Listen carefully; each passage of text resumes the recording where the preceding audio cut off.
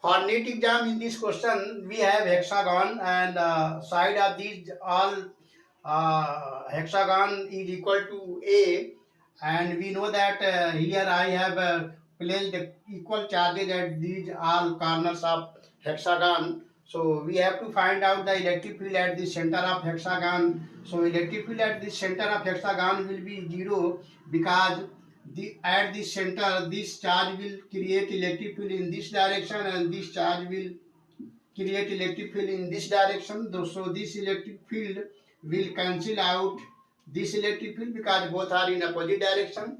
Now this will make electric field in this direction, and this will also make electric field in this direction. So these two electric fields will cancel out each other, and this charge will also create electric field in this direction, and this will also make electric field in this direction. So these electric field will also cancel out each other. So this is the reason that electric field at the center of this hexagon is equal to 0. We can also say that all these electric fields are different in direction and equal in magnitude. So if we are adding these vectors in cyclic order, they will make once more a closed loop. And if the vectors are added in cyclic order and they are making a closed loop, then resultant of all these vectors will be 0. So this is the also reason that why electric field at the center of hexagon according to this configuration of charges is 0. Now we have to find out the potential at the center of this hexagon. So we know that is potential is scalar physical quantity. So potential at the center of this hexagon will be scalarly added. So due to one charge, potential at this center will be q upon 4 pi epsilon naught a, and this distance is a. So all the charges 1, 2, 3, 4, 5, 6, all the charges will have potential at this center equal to 6q upon 4 pi epsilon naught a, like this, because these charges are making potential at this center scalarly, and scalar quantities are mathematically scalarly added. So potential at this center will be 6 times of potential due to this one charge. So potential at the center of this hexagon is 6q upon 4 pi epsilon naught a. Now we have to find out potential energy of this whole system. System is having minimum 2 or more particles or charges. So here we are having 6 charges: 1 pair, 2 pair, 3 pair, 4 pair, 5 and 6 pair. So 1, 2, 3, 4, 5, 6 pair.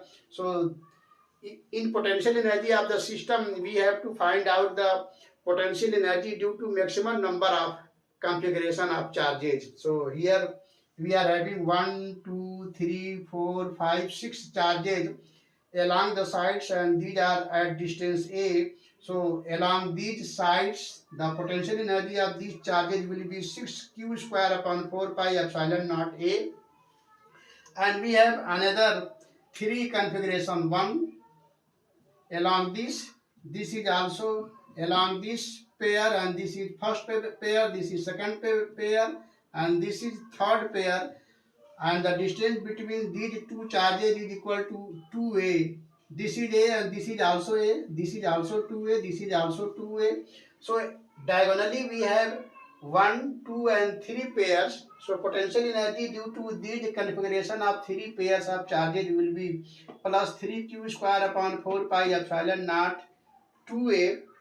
Now we have another 6 pairs. So these pairs will be like this, and the value of potential energy of these 6 pair is equal to 6q square upon 4 pi epsilon naught a root 3. And how this is, please see here, this is the one pair, and this distance will be equal to a root 3, and this is second pair, and this is third pair, and this is fourth pair, and this is fifth pair, and this is sixth pair.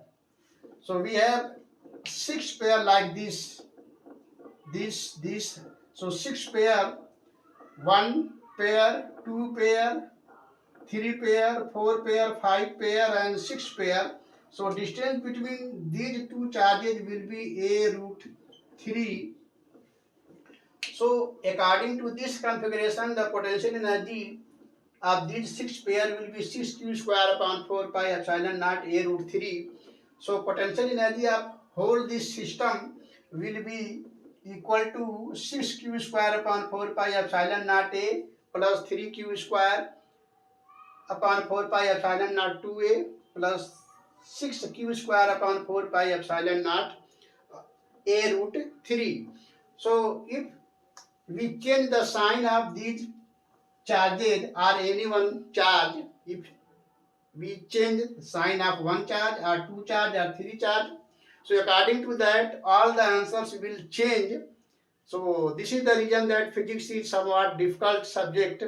So in next video I will discuss that how the answer is changing after changing the sign of any one charge or two charge.